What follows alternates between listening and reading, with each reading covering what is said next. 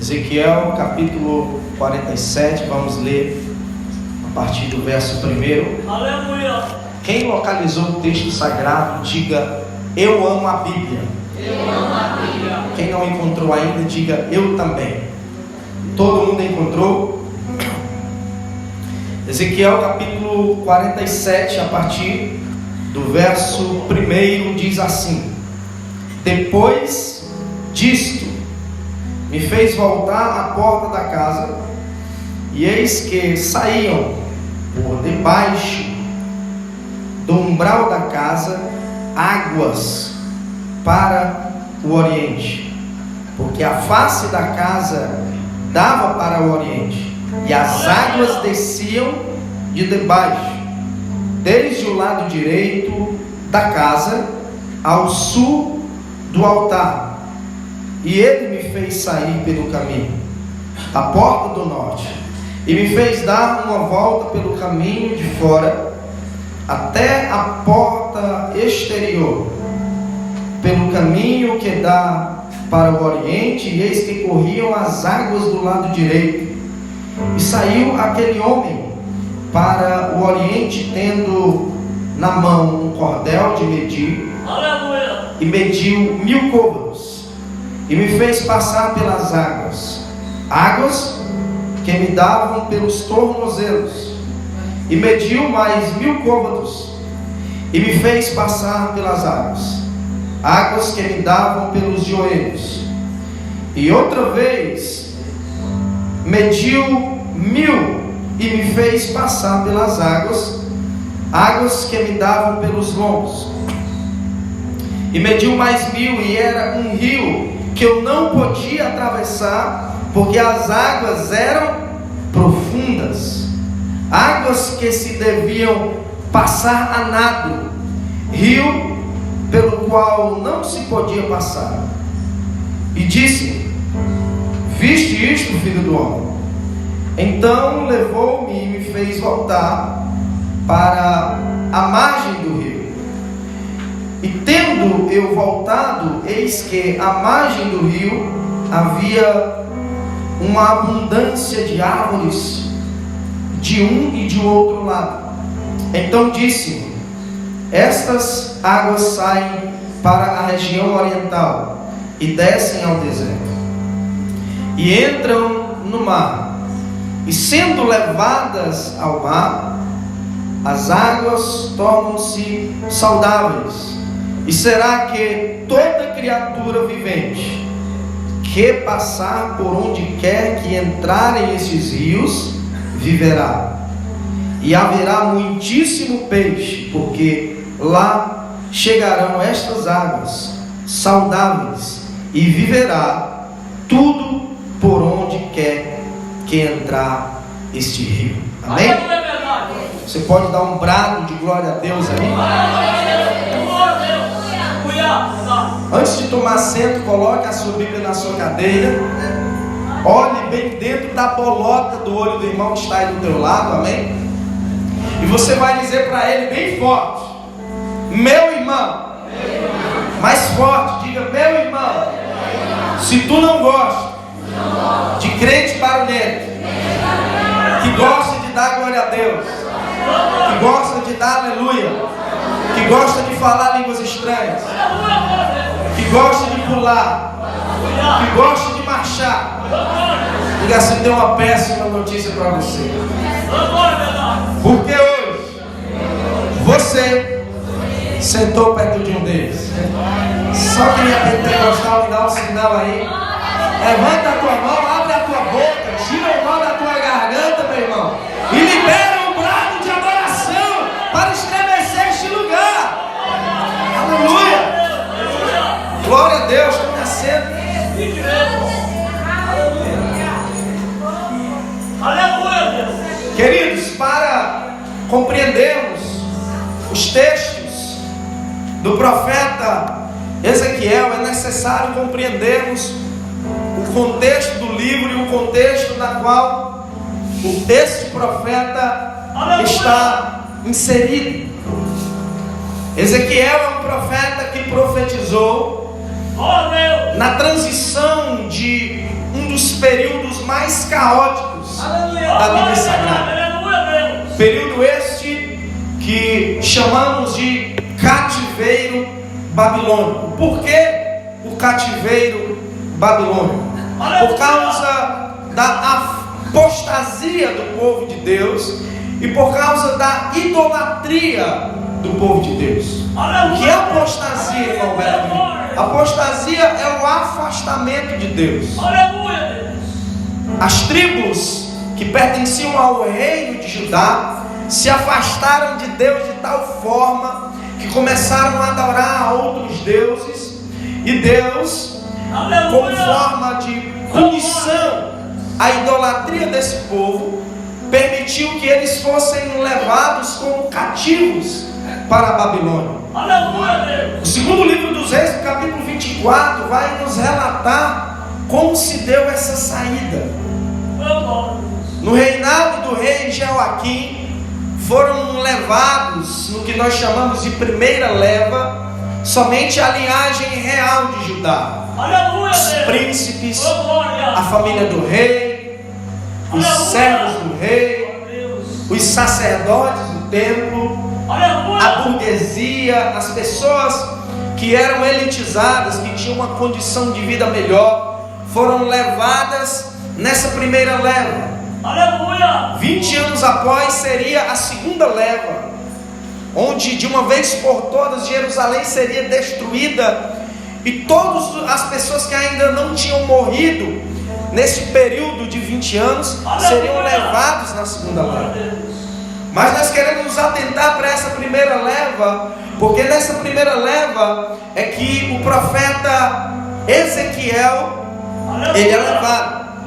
Só que o que nós precisamos entender é que Ezequiel era para ser um sacerdote, porque ele era filho de sacerdote. É isso que o profeta diz no capítulo 1. Ele era filho de sacerdote, e como filho de sacerdote ele tinha por direito de descendência ser também um sacerdote. Ser um sacerdote que desenvolve o ofício sacerdotal no templo, que prepara o altar do sacrifício, a mesa dos pães, acende as lâmpadas do candelabro, que leva a oração do povo diante de Deus. Este seria o ofício de Ezequiel. Só que nesse percurso a tragédia sobrevém sobre ele. A tragédia sobrevém sobre ele de tal forma que no capítulo 23 e no capítulo 24, o profeta Ezequiel, de forma trágica e dramática, ele relata que a sua esposa foi violentada e assassinada diante dele. Como se não bastasse, ele foi levado e foi morar à beira de um rio chamado Quebar, e ali exilado na Babilônia, sem família, sem esposa, sem o seu ministério sacerdotal, porque não havia mais templo, o templo havia sido destruído, não havia mais altar, não havia mais sacrifício, não havia mais cidade santa. A única coisa que havia era uma voz chamando Ezequiel e dizendo a ele que no meio daquele caos, Ezequiel não seria mais um sacerdote, mas sim seria um profeta. E qual que é a diferença do sacerdote para um profeta, irmão Alberto Júnior? O sacerdote é aquele que leva a oferta e a oração do povo para Deus, enquanto o profeta é aquele que leva a revelação da vontade de Deus para os homens. E qual que é a diferença desses dois chamados? A diferença está no processo. O sacerdote ele já nasce sabendo que vai ser sacerdote. Ele se prepara durante 30 anos para desenvolver o seu chamado sacerdotal. Durante 30 anos Ezequiel se preparou para ser sacerdote. E no capítulo 1 ele relata que ele tinha exatamente a idade de 30 anos quando ele foi levado como cativo da Babilônia, sem sequer cumprir o seu chamado sacerdotal. Deus não queria que Ezequiel fosse um sacerdote, mas a vontade de Deus é que Ezequiel fosse um profeta. Para ser um sacerdote, basta apenas você ter um altar e sacrifício, porque você vai apenas levar o clamor do povo para Deus. Já o profeta não. Para o profeta exige um processo mais espinhoso, um processo mais dificultoso, porque o profeta ele vai levar a mensagem de Deus, a revelação de Deus para o povo. E uma vez que ele leva essa mensagem, ele pode de certa forma cair em uma soberba de achar que ele está entregando algo dele para o povo. É por isso que Deus esmaga o profeta. É por isso que Deus pega o profeta e moe o profeta nas crises, nos dramas, nas tribulações, a fim de que o profeta seja totalmente esvaziado de si mesmo, para que ele seja cheio de Deus. E a melhor maneira de Deus esvaziar um profeta é através da dor, por intermédio da crise. E na teologia da crise, um profeta descobre que Deus nunca nos prova sem um propósito. Enquanto na pedagogia da crise, o profeta compreende que Deus nos educa através da dor. É por isso que todos os homens de Deus eles foram moídos. E a forma que Deus usa para moer os profetas, para colocar os profetas nesse processo de provação, é justamente mexendo nas suas estruturas, na sua família, na sua cidade, na sua parentela, no seu emprego, nas suas finanças. É só você fazer uma análise de todos os homens de Deus da Bíblia. Abraão foi arrancado da sua parentela, dos seus familiares, da sua cidade para uma terra que ele ainda nem sabia onde era. É só você olhar, por exemplo, para a vida de Moisés. Foi arrancado dos seus familiares, foi para uma terra distante, longe da sua família, longe da sua parentela. José foi vendido como escravo, longe dos seus familiares, foi esmagado, foi preso.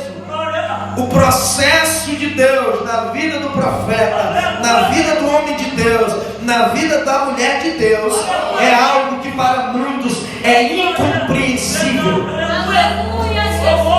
É incompreensível para mim e para você ver um apóstolo Paulo, um homem de Deus, orando para Deus por 3 vezes, dizendo: Deus, tira esse espinho da minha carne, Deus. E Deus simplesmente diz: não, a minha graça te basta. Vai entender, irmão? O processo na vida de um profeta, o processo de Deus na vida de um profeta é algo incompreensível. Incompreensível até mesmo para os seus familiares. Os familiares de Jesus expulsaram ele de casa. O negócio é complicado. Os irmãos de Davi perseguiam ele. O que é que você está fazendo aqui? Vai, volta lá e cuida daquelas poucas ovelhas. Olhe para o irmão que está do seu lado e pergunte para ele: você quer ser profeta? Não existe profeta sem processo. E sabe o que mais dói? É ver as pessoas acharem que aquilo que está acontecendo na sua vida, profeta, é uma punição de Deus por conta do teu comportamento. Porque há na mentalidade das pessoas essa ideia de que se o camarada está na tribulação, esse daí cometeu alguma coisa. Jó era um homem justo, reto e se desviava do mal. E Deus mexeu nas suas 4 estruturas: na sua família, nas suas finanças, na sua casa. Sabe por que Deus faz isso? Para esvaziar o profeta. Porque quanto maior ferida, maior dor, maior tribulação, maior quantidade de azeite, quanto maior o deserto, maiores são as manifestações de Deus. Quanto maiores são as tribulações, maiores são as revelações de Deus. É por isso que o apóstolo Paulo, escrevendo aos Coríntios, na segunda epístola, no capítulo 4, verso 17, diz: a nossa leve e momentânea tribulação produz para nós um peso de glória eterno. Está doendo, está doendo, está difícil, mas Deus está te enchendo. Deus está te enchendo de glória. Deus está te enchendo de azeite. Deus está te enchendo de revelação. Ninguém compreende o profeta, mas Deus te entende, te escolhe e te envia para a tua vocação. Quem pode levantar para a mão, levantar a mão no céu e dar um brado de glórias a Ele nessa manhã.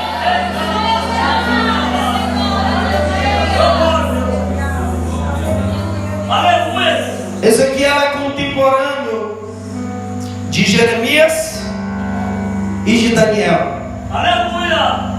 Daniel é o profeta da burguesia. Ele está profetizando no palácio. Jeremias é o profeta de casa que ficou na sua cidade. Mas Ezequiel não.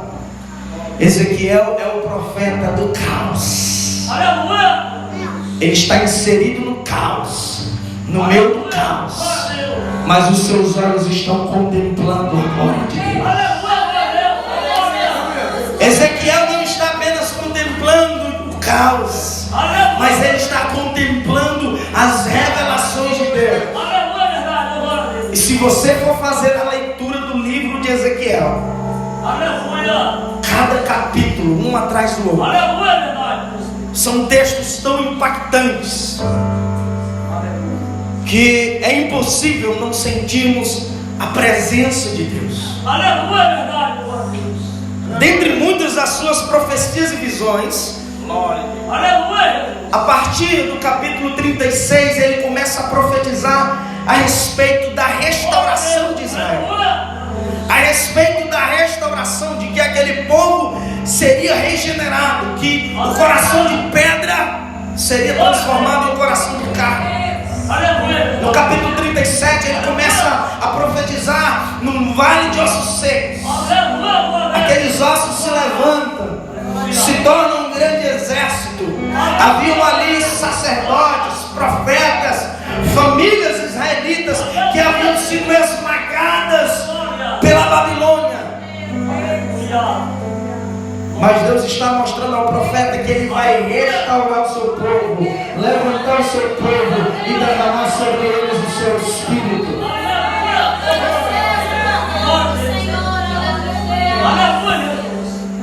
A partir do capítulo 40, ele vai profetizar sobre a restauração do templo. Cada detalhe do templo. A restauração do átrio, a restauração do santo lugar, a restauração do santíssimo lugar. E é nesse contexto que o profeta Ezequiel, ele chega no capítulo 47. O capítulo 47 é uma continuação. Se você puder ficar com a sua Bíblia aberta, nós vamos pregar uma mensagem expositiva. Vamos pregar versículo por versículo.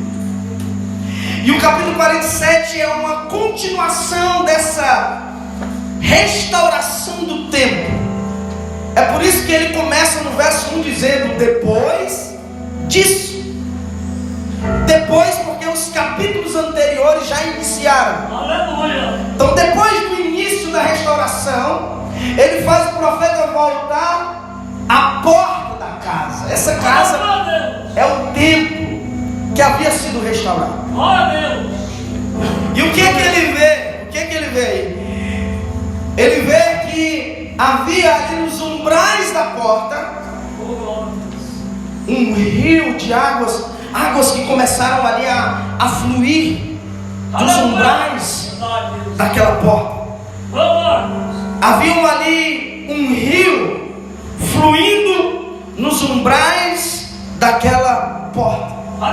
E esse rio ele ia passando pelo altar, essas águas iam passando pelo altar, iam passando pelo átrio, iam passando pela casa. Essa profecia de Ezequiel, ela tem pelo menos dois significados. Há um significado histórico para essa profecia. De fato, o templo foi restaurado. O primeiro templo destruído, nós chamamos de primeiro templo. Houve a construção do segundo templo. Mas quando nós analisamos a historicidade bíblica, nós não vemos essas águas no segundo templo. Então, nesse significado histórico, falta esse detalhe das águas.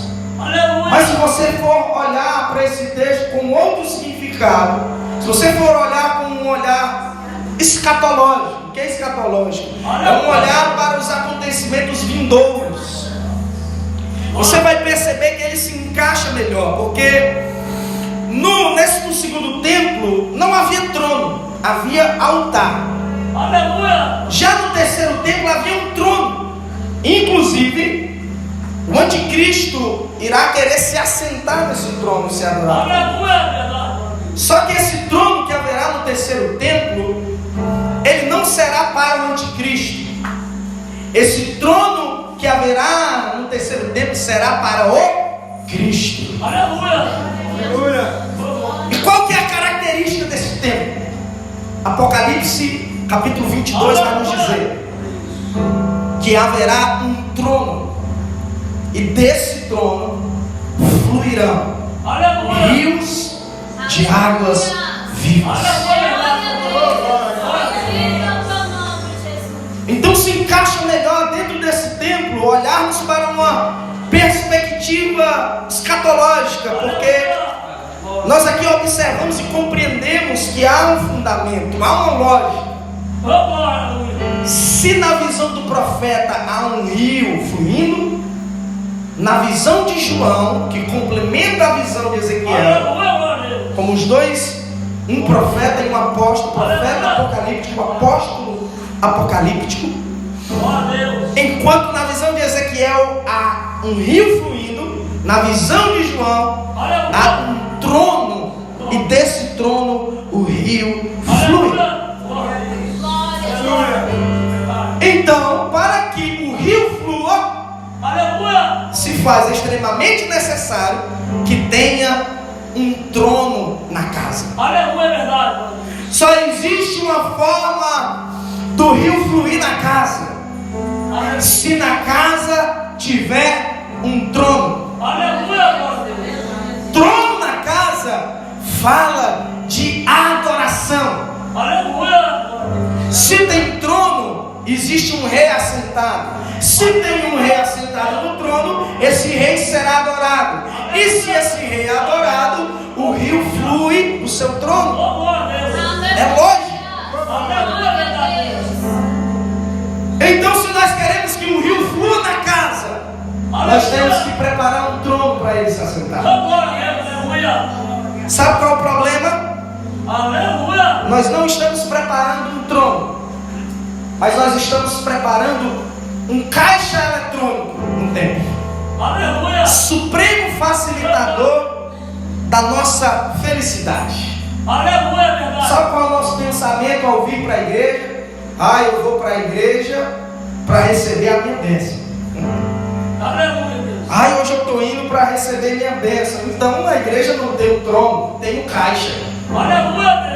Que eu vou chegar lá e vou sacar minha bênção. Culto não é saque, culto é entrega. Culto é depósito. Você não vem para sacar, você vem para cultuar a Deus.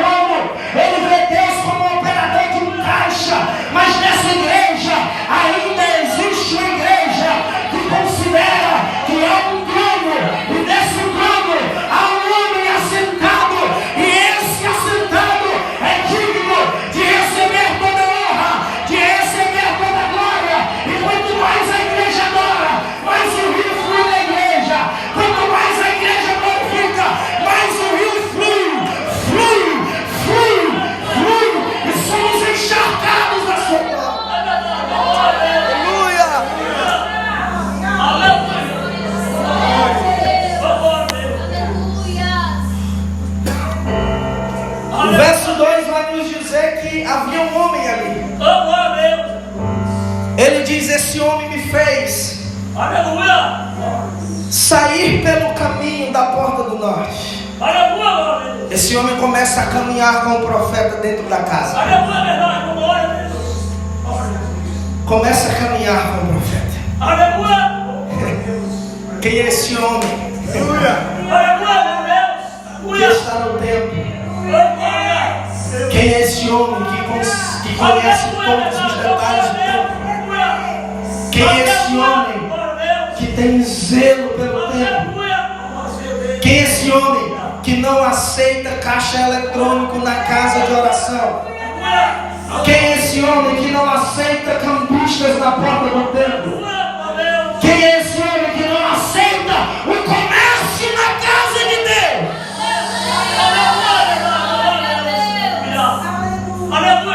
Esse homem é Cristo.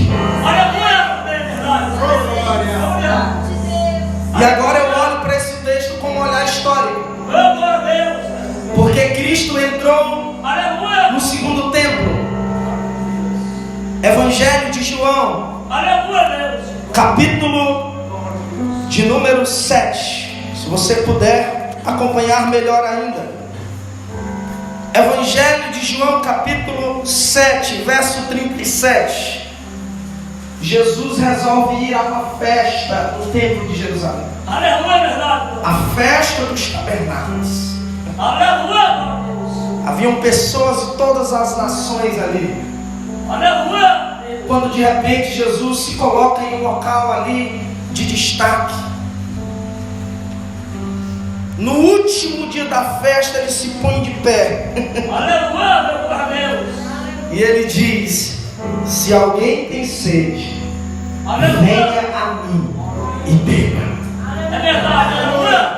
Quem crê em mim, como diz a Escritura, rios de água viva correrão do seu interior. Verso 39: isso disse ele, do Espírito que havia de receber os que nele crescem, porque o Espírito Santo ainda não fora dado, porque Jesus ainda não havia sido glorificado. Aleluia.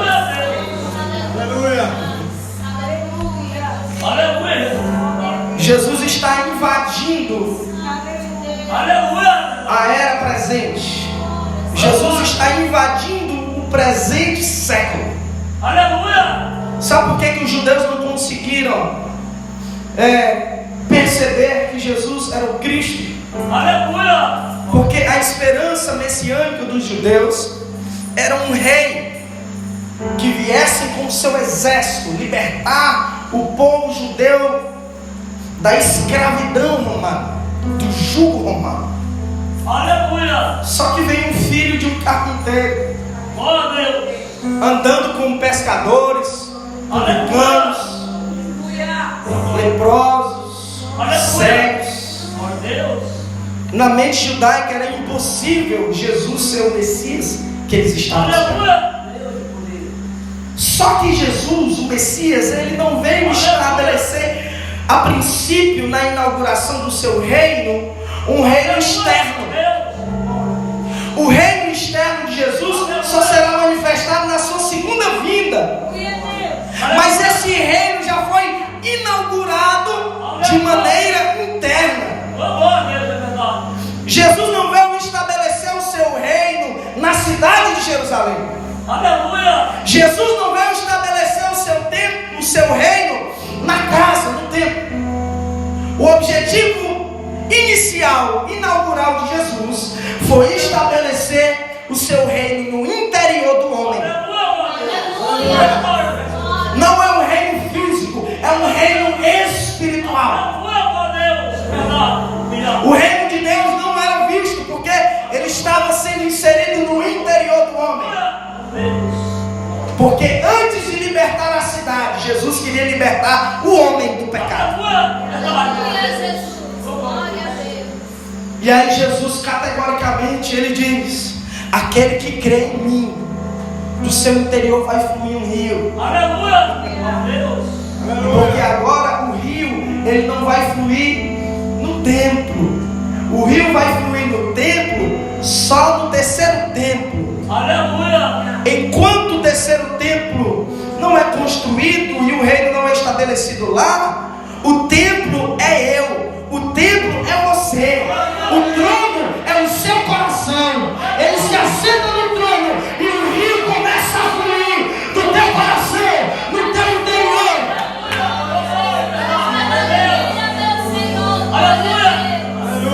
No verso 39, isso ela dizia do Espírito Santo que seria derramado. Sabe por quê? Porque Jesus ainda não havia sido glorificado. Há uma chave aí. O segredo é glorificar Jesus. O Espírito já foi derramado. E quanto mais nós glorificamos Jesus, mais o rio flui. Quanto mais eu glorifico, quanto mais eu adoro, mais é evidente de que Jesus está no meu coração, de que minha vida é uma casa, meu coração é um trono. E quando a minha vida se torna uma casa, o Espírito Santo do meu coração se torna um trono para Jesus.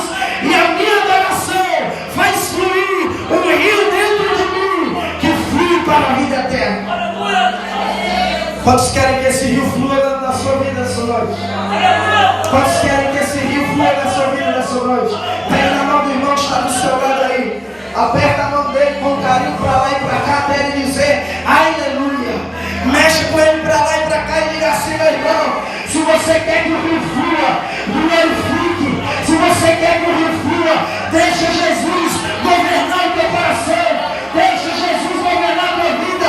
Você é casa, você é casa, você é casa. Então deixa o rio fluir, deixa o rio fluir, deixa o rio de Deus fluir do teu interior.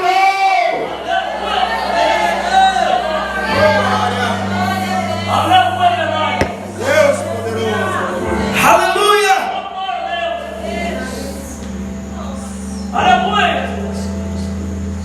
O verso 3 vai nos dizer que esse homem agora está com um cordel, uma vara de medir, e ele traz o profeta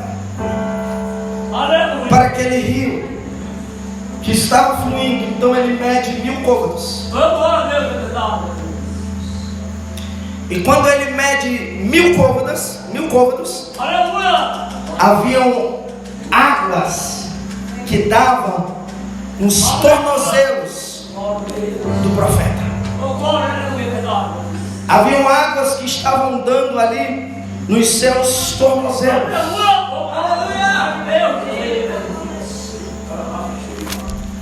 O homem começa a chamar o profeta a andar. O objetivo do homem é levar o profeta para uma vida de profundidade com Deus. Porque não há como nos relacionarmos com Deus de maneira superficial. O que é ser superficial, irmão Alberto Júnior? É ficar na margem. Ser superficial é como se você fosse para uma praia, mas não quisesse molhar os pés. Você ficaria ali sentadinho na areia da praia. Isso é ser superficial. Glória a Deus. Porque se foi para a praia, irmão, entra nas águas e mergulha. E tem muito crente dessa forma.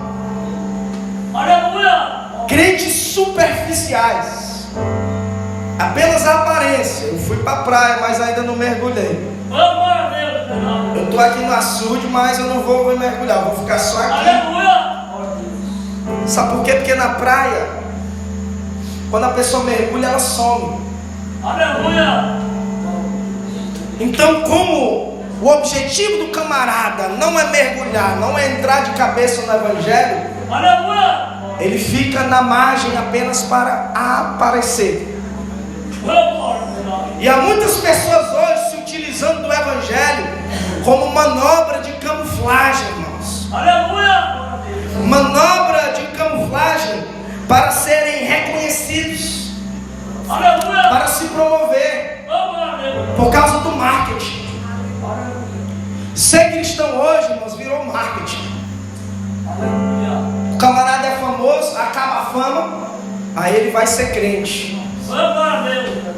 para ver se consegue se levantar de novo na fama. Não deu certo, volta para o mundo de novo. Glória a Deus. Aleluia, Deus, verdade. Não é preciso nem eu citar nomes, você conhece vários famosos que Aleluia, fizeram verdade, isso. Deus. Aleluia. Glória a Jesus. Aleluia. São pessoas que querem ser grandes como um oceano, mas querem ter apenas a profundidade de uma gota. Aleluia. São pessoas que querem apenas status para serem vistos como Glória a os Jesus. bons mocinhos. São pessoas que querem apenas a fama para obterem algum lucro. Aleluia, glória a Deus. Evangelho dá lucro, irmão. E tem gente fazendo o evangelho de comércio. Aleluia, verdade, glória a Deus. Querem apenas cargos na igreja Aleluia. para ficar ali no púlpito, bonitinho. Não é o caso aqui dos obreiros que eu conheço. São homens de Deus. Aleluia. Mas em algumas igrejas que temos andado por aí, tem gente que torce só para colocar gravata no pescoço e fica ali bonitinho no púlpito, só para aparecer, para ser visto, ser reconhecido. Jesus não veio entregar carga, irmão. Jesus veio entregar missão. Aleluia, glória a Deus. Glória. Mas tem gente que quer o cargo só para aparecer. A aparência é uma coisa, mas o camarada não tem uma vida de oração. O camarada não conhece nada da palavra. O camarada não tem sequer 1 miligrama de óleo do Espírito na vida. É uma pessoa seca, vazia, um sepulcro caiado por fora, bonitinho, mas por dentro está podre. Infelizmente, essa é a realidade de muitas pessoas. Muitos querem apenas aparecer, serem famosos, serem grandes como o oceano, mas ter a profundidade de uma gotinha. Eu prefiro ser do tamanho de uma gota, Aleluia. mas ter a profundidade de um oceano. Aleluia. Porque Deus não nos chamou para sermos grandes, Deus nos chamou para sermos profundos. No reino de Deus não se cresce para cima, no reino de Deus se cresce para baixo. Na Torre de Babel, as pessoas queriam construir uma torre que encostasse no céu, a fim de que eles ficassem famosos. Aí Deus enviou vários idiomas, várias línguas, para que eles fossem confundidos e envergonhados. Enquanto em Atos dos Apóstolos capítulo 2, 120 irmãos não queriam ser reconhecidos, estavam ali em uma casa descendo, e Deus mandou dessa vez línguas, não para confundir nem envergonhar, mas para que o nome de Deus fosse glorificado e eles fossem exaltados por Deus. Aleluia! Naamã achava que era um general, queria ser grande. Eu sou um general, venço várias batalhas. Ficou sabendo por uma garotinha prisioneira que havia um profeta em Israel que o curaria da sua lepra. Ele chega lá com a sua cavalaria, todo importante. O profeta perguntou: o que foi que veio aí?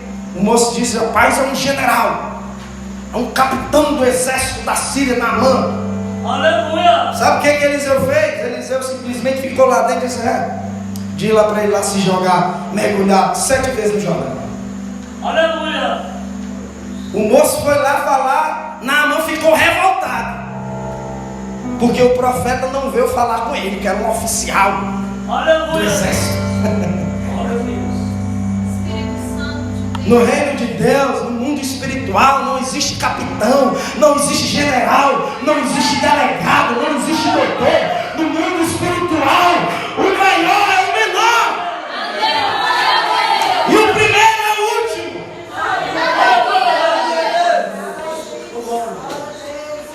Se queres ser purificado, mergulha, desce, seja imerso no rio de Deus.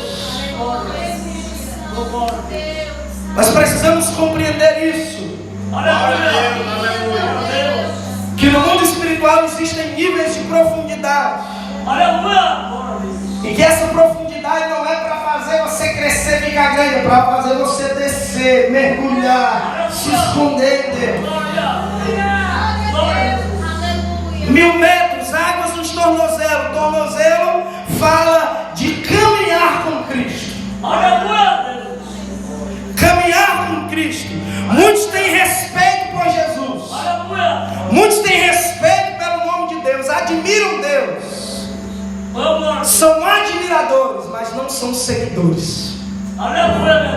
O admirador, ele observa de longe. O seguidor, ele está junto, logo atrás. O mestre vai andando e ele segue o mesmo caminho. A questão é que tem muita gente querendo admirar Deus, mas não quer andar no seu caminho, quer andar em outro caminho.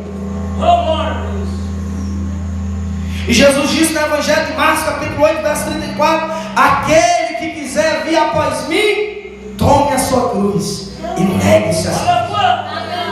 Só existe uma forma de ir atrás de Jesus, de ser um seguidor de Jesus, de calçar os pés no Evangelho, da preparação do Evangelho da paz, e fazer com que as águas venham sobre os seus tornozelos, caminhando, se negando.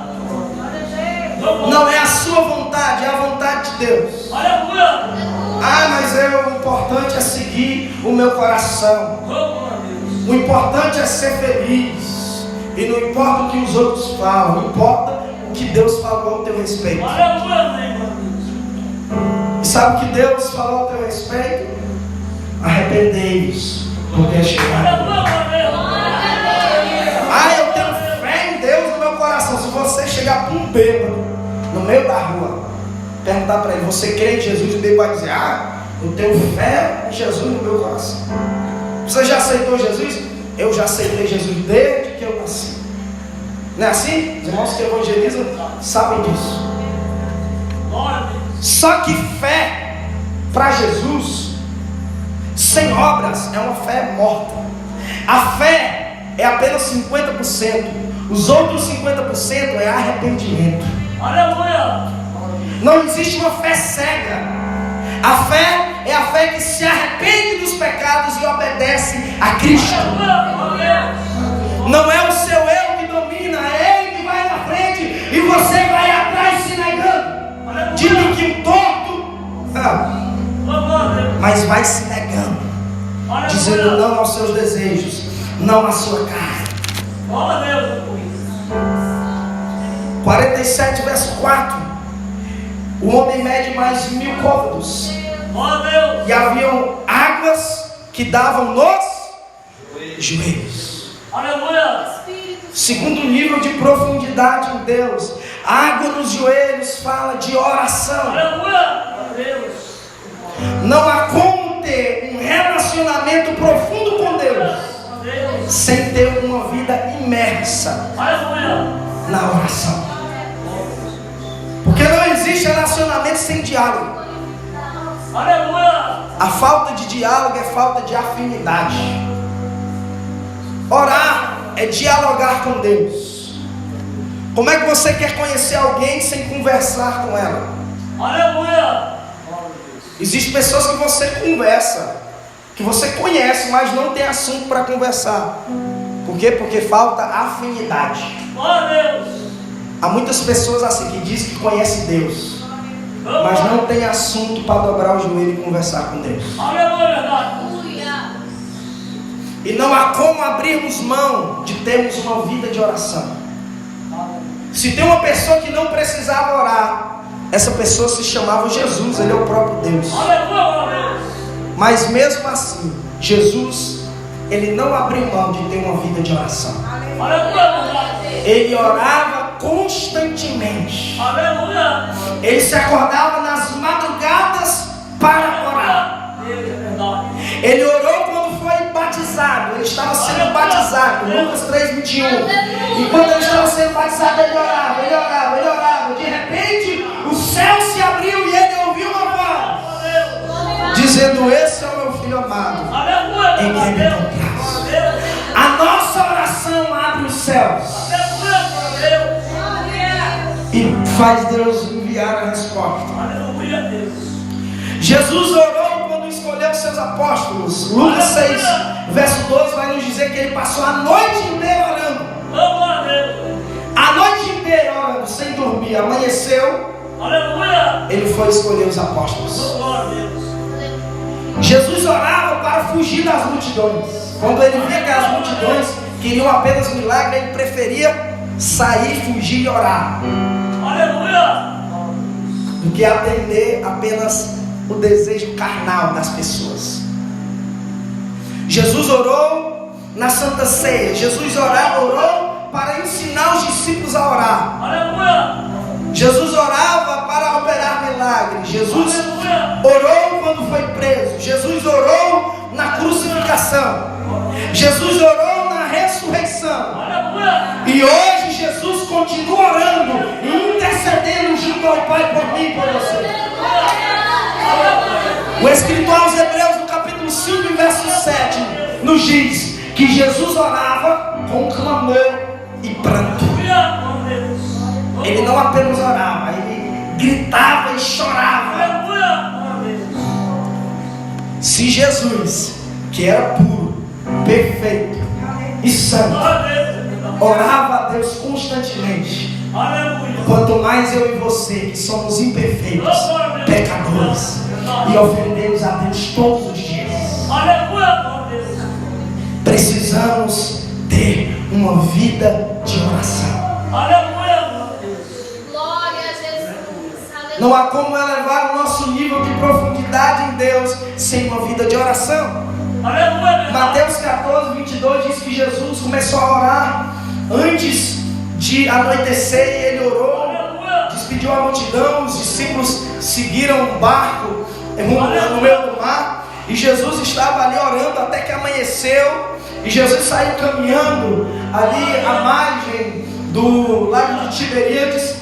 E de repente ele começou a andar, estava em um momento sobrenatural, após ter orado a noite inteira, quando de repente ele não percebe e começa a andar, agora não apenas em areia, em terra firme, mas ele começa a andar sobre as águas.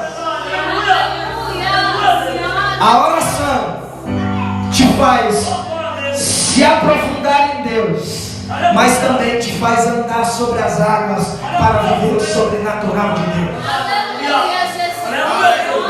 Quem ora está preparado para viver o sobrenatural de Deus. É verdade. O homem mede mais 1000 côvados. Nós já estamos na parte B do verso 4. Aleluia. E haviam águas que davam nos lombos, tornozelos, joelhos, lombos. E lombos fala de santificação. Aleluia.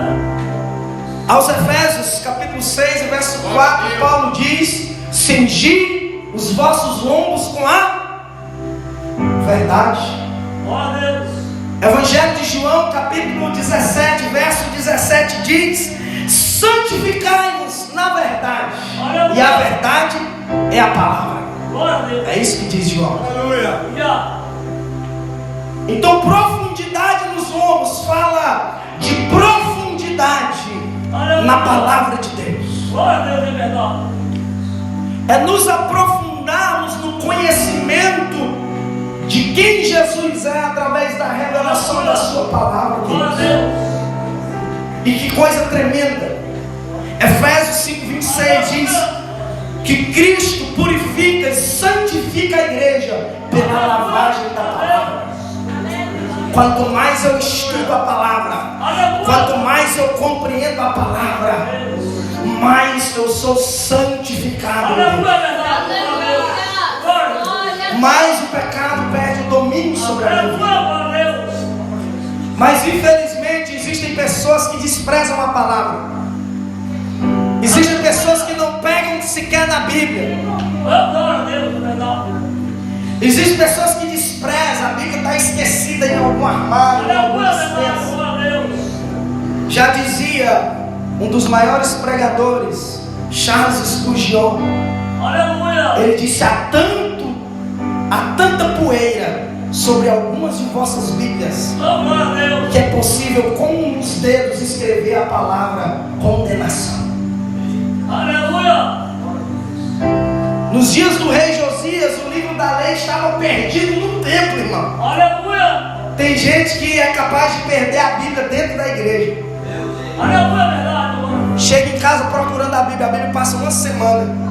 Aleluia. Tem muita Bíblia que é mais crente do que crente. Oh, glória. O crente passa a semana em casa e a Bíblia passa a semana na igreja. Aleluia.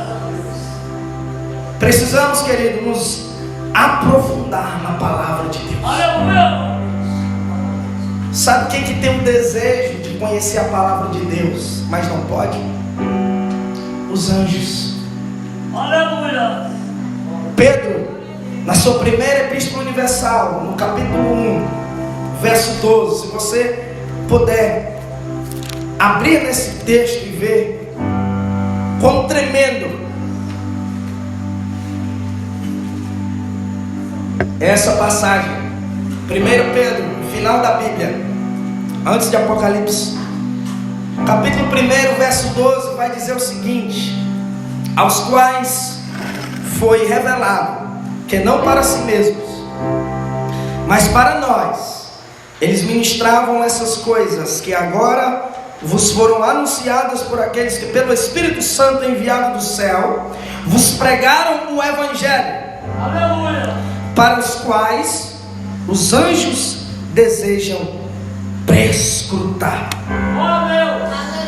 Tem muita gente que lê esse versículo e diz assim: ah, os anjos queriam pregar o Evangelho. Não é isso que o texto diz. O texto diz que os anjos desejam perscrutar. Aleluia. O que significa perscrutar? Perscrutar significa aprender, examinar, indagar, tentar conhecer, penetrar os segredos. Aleluia. É isso que significa. Glória a Deus. Sabe por quê? Porque no céu não precisa de evangelho. O evangelho serve para libertar o homem do pecado e reconciliar ele com Deus. No céu só a santidade. Aleluia. Então não há necessidade do evangelho ser pregado no céu. Oh, glória. Mas aqui na terra nós temos esse privilégio Aleluia. de aprender. E os anjos, eles têm esse desejo. Ai, eu queria aprender. Ai, como eu queria. Oh, glória. Aí ele vê você lá estudando a palavra e ele fica com aquele sentimento: eu desejo perscrutar. Aleluia. E tem muita gente que despreza esse privilégio. Glória a Deus, é verdade. Prefere passar o dia no celular, um dia jogando conversa fora na calçada, um dia na academia, fazendo isso, fazendo aquilo, e despreza a riqueza da sabedoria da palavra de Deus. Há outros que têm até um preconceito contra a teologia. A teologia é para esfriar. Tem gente que diz desse jeito. Glória a Deus. Se você chegar para alguém e dizer que está fazendo teologia, a pessoa diz logo assim: rapaz, cuidado, você vai esfriar, você vai se desviar. Não, querido. Não são questões alternativas. Aleluia. Não é porque eu conheço uma pessoa que fez teologia e se desviou. Se ela se desviou, não foi por causa da teologia, foi por causa do pecado. Glória a Deus. A teologia, ela não exclui o fervor espiritual, pelo contrário, ela complementa.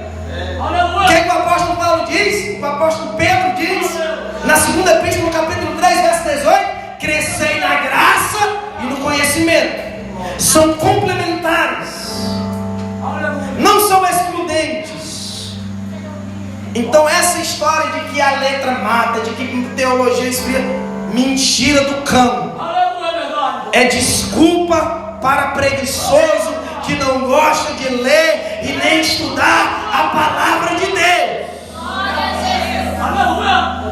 Aleluia! Oh, glória. Louvado seja Deus. Aleluia. O verso 5 vai nos dizer que o homem, ele mede mais 1000 côvados. E o profeta diz que eram águas profundas. Ah, querido, quando você resolve caminhar com Cristo, seguir a Cristo, ter um relacionamento com Cristo na oração, ter um relacionamento com Cristo na palavra, Aleluia. você chega a águas profundas, profundas, profundas. O profeta Ezequiel disse: são profundas demais, não dá mais para passar por elas, a não ser que seja a nado.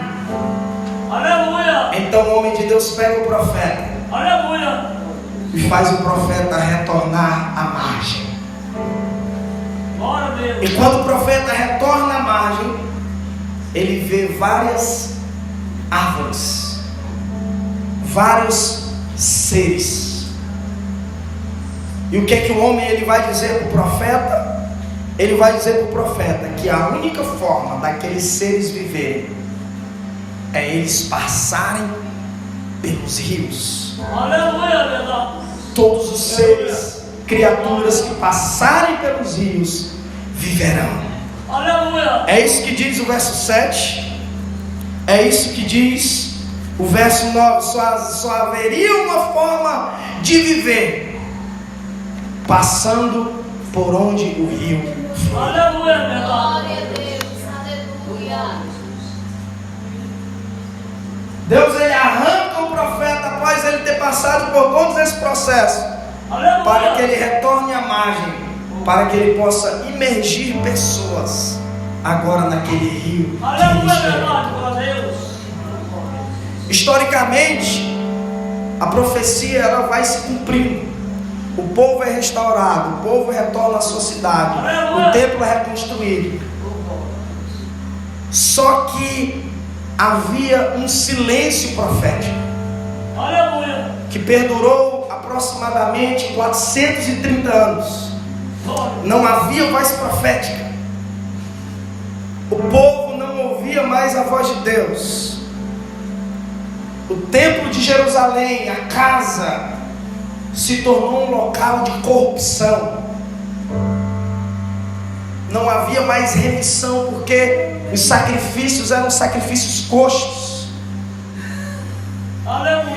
E nesse mesmo período em que o profeta Ezequiel recebia essas revelações, em diversos textos, como Ezequiel 1:24, Ezequiel 43:2, vai nos dizer que ele costumava ouvir uma voz, e essa voz era como um som de muitas águas. Aleluia, glória a Deus. 47 e verso 8 Glória a Deus. vai nos dizer na profecia de Ezequiel que essas águas iriam correr pelo... O que é que diz o verso 8? Que essas águas iriam correr pelo deserto. Glória a Deus. Aparentemente um lugar improvável para as águas fluírem. Mas passados esses 430 anos, Glória a Deus. nesse contexto de corrupção do templo, não havia mais profética, não havia mais sacrifícios que remissem o pecado do povo no templo. Aleluia. O Evangelho de João capítulo 1 verso 19 vai nos dizer que uma voz começou a clamar no deserto. Aleluia. Glória a Deus. E coincidentemente, aquele homem que estava clamando no deserto, Aleluia. ele também era filho de sacerdote, como Ezequiel. Glória a Deus.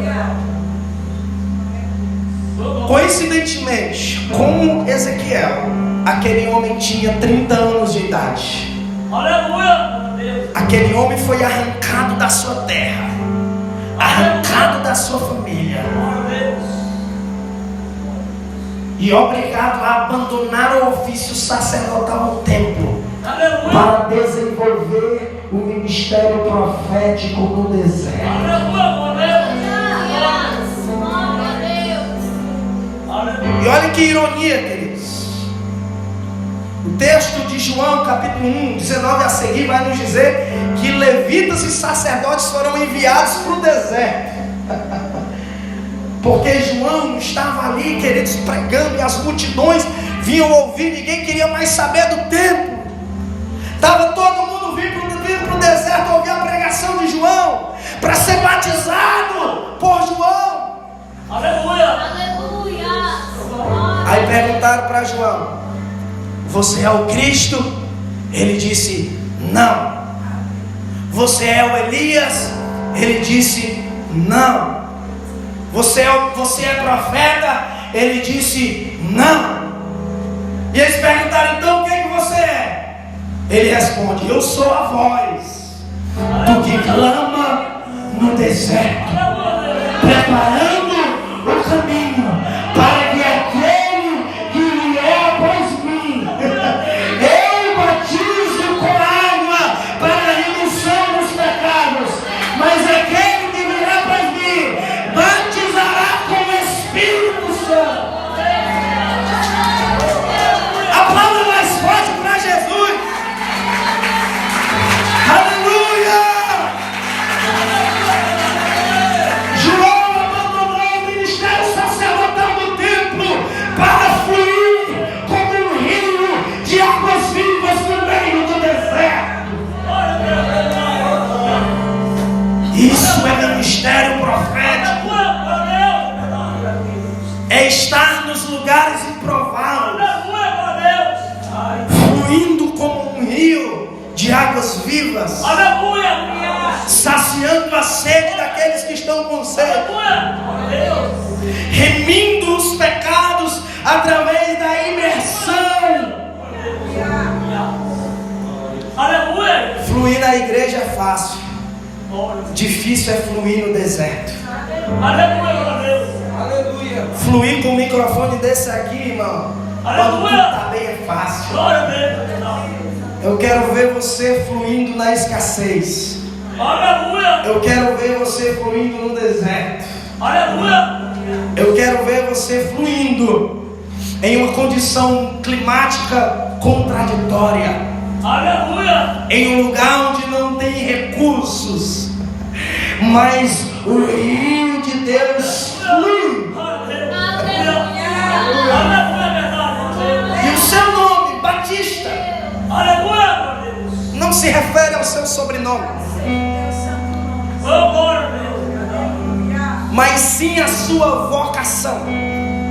Batista vem do grego baptiste, que significa imersor. João veio preparar o caminho para a primeira vinda de Jesus, e a sua principal característica era ser o imersor, aquele que faz as pessoas mergulharem mais fundo. João saiu do rio, voltou à superfície para ir buscar as pessoas, para mergulharem mais fundo, porque só existe vida aonde o rio flui. Sabe o que chama a minha atenção? Nós somos os João Batistas dessa geração, porque nós estamos preparando o caminho para a segunda vinda de Jesus. João preparou o caminho para a primeira vinda, e a característica dele principal era o imersor, aquele que faz as pessoas mergulharem mais fundos. Nós somos o João Batista dessa geração, estamos preparando o caminho para a segunda vinda de Jesus, e a nossa principal característica deve ser imersores, aqueles que fazem as pessoas mergulharem mais fundo. Pergunte ao irmão que está do teu lado: você está fazendo as pessoas mergulhar mais fundo?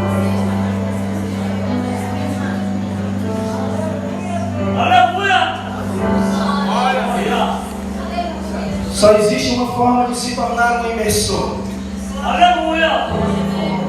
se primeiro você for imergido. Primeiro você precisa ser imergido. Primeiro você precisa entrar no rio, fluir como um rio, deixar Jesus assentar no trono do teu coração, entrar no nível de caminhada também. depois entrar em um nível de intimidade, oração, águas nos joelhos, e depois entrar em um nível de profundidade. Aí você vai estar tão fundo, tão fundo, tão fundo, que ele vai dizer: chegou a hora de você voltar e buscar as pessoas, porque você é o imersor. Chegou a hora de fazer as pessoas conhecerem aquilo que você conheceu. Chegou a hora de transmitir tudo aquilo que eu te revelei no deserto. Aleluia, Deus. Tudo aquilo que eu te revelei no caos. Glória. Tudo aquilo que eu te revelei nas tuas dores. Aleluia. Tudo aquilo que eu te revelei nas tuas crises. Vai Glória, Deus. e imerge as pessoas, porque não há vida fora do rio. Aleluia, verdade.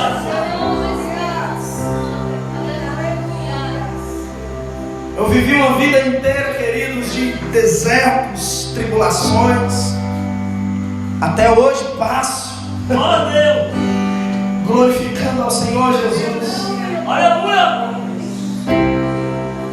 Mas se tem uma coisa que alegra o meu coração, Aleluia. é ter vivido uma vida de revelações Glória a Deus. e intimidades de propósitos com Deus. Aleluia, verdade. Glória a Deus. Aleluia. Glória a Deus. Eu passei toda a minha adolescência, toda a minha juventude servindo ao Senhor Jesus. Aleluia, glória a Deus. Comecei a tocar na igreja Aleluia. no teclado com 12 anos de idade. Aleluia. Durante a minha juventude inteira, na presença do Aleluia, Senhor, verdade. Glória a Deus. fazendo as pessoas mergulharem na adoração. Aos 18 anos, para os 20, eu comecei a ministrar a adoração. Aleluia. Depois dos 22, eu comecei a pregar a palavra. Aleluia, verdade. E há 3 anos atrás, Jesus me levou para um período de revelações intensas, onde Deus Aleluia. trouxe uma estratégia ao meu coração. Aleluia. Liberou algo novo para esse tempo. Aleluia. Fui a uma viagem para São Paulo no final de 2015 e eu lembro Glória a que eu Deus. estava passando por um período de frieza espiritual, um período de desânimo. Aleluia. E quando eu fui ali em 2 cultos na cidade de São Paulo, Aleluia, Deus. Deus usou 2 profetas distintos para mim. Um em uma igreja, Aleluia. profetas que nunca tinham me visto Glória a Deus. e revelaram a minha vida completa. Só não disseram o meu CPF. Em uma outra igreja que fui, eu lembro quando o profeta pegou na minha mão, Aleluia. Glória a Deus. sacudiu a minha mão e disse: você veio de uma outra cidade, Deus manda te dizer que quando você retornar para lá, Aleluia, verdade. você será ponte para um avivamento que Deus derramará sobre você. Nós chegamos há 3 anos atrás, quando eu retornei dessa viagem, revelações começaram a vir sobre o meu coração. E nós nos reunimos ali, uma congregação pequena do bairro, dos meus familiares. Eram apenas cerca de 4 adolescentes. E aquela palavra queimava no meu coração. Glória a Deus. Deus dizia: você precisa influenciar esses jovens. Você precisa influenciar essa cidade. Glória a Deus. Não tinha essa didática para lidar com o jovem. O meu ministério sempre era mais a área da música, da adoração.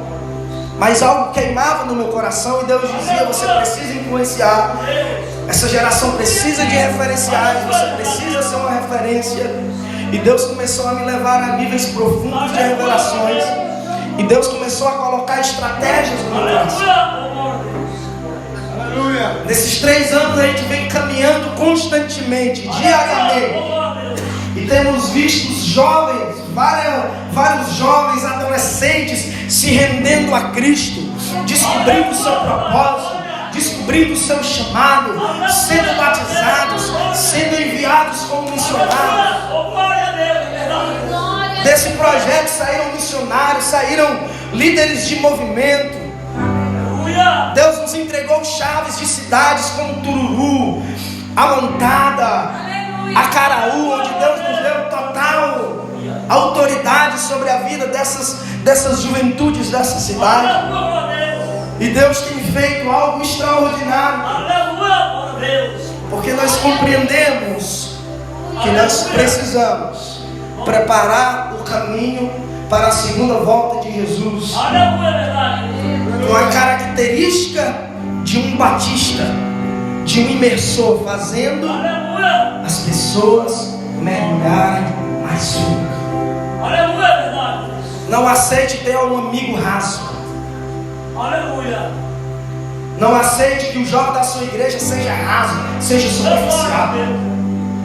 Encostou perto de você, irmão, chama ele para orar, chama ele para buscar. Aleluia, verdade. Glória a Deus.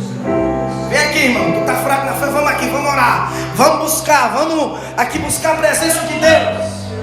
Vamos orar, vamos ler aqui a palavra. Vamos alimentar o nosso espírito. Vamos mergulhar no profundo de Deus.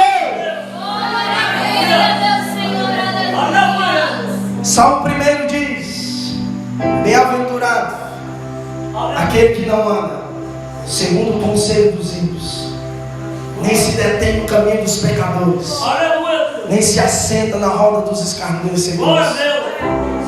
Antes tem o seu prazer na lei do Senhor, Aleluia, verdade. e nela medita de dia e de noite.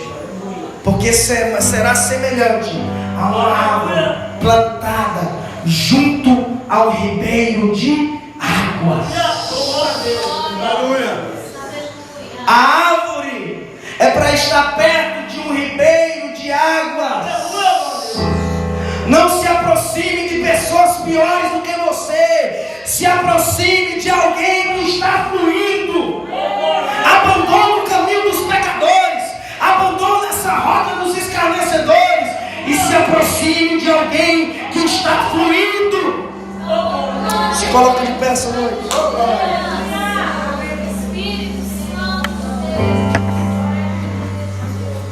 Chegou o tempo de fluirmos, querido. Chegou o tempo de fluirmos, querido. Chegou o tempo de fluirmos. Eu quero que você, essa noite, coloque a sua mão no ombro de alguém e ore por alguém. Eu quero que essa noite você seja um imersor. Que essa noite você busque a presença de Deus. E ore pedindo que o seu irmão, que a sua irmã, vamos lá, coloque a mão no ombro do seu irmão.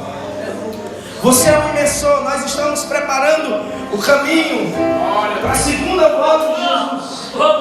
E a nossa característica deve ser justamente essa: imersores.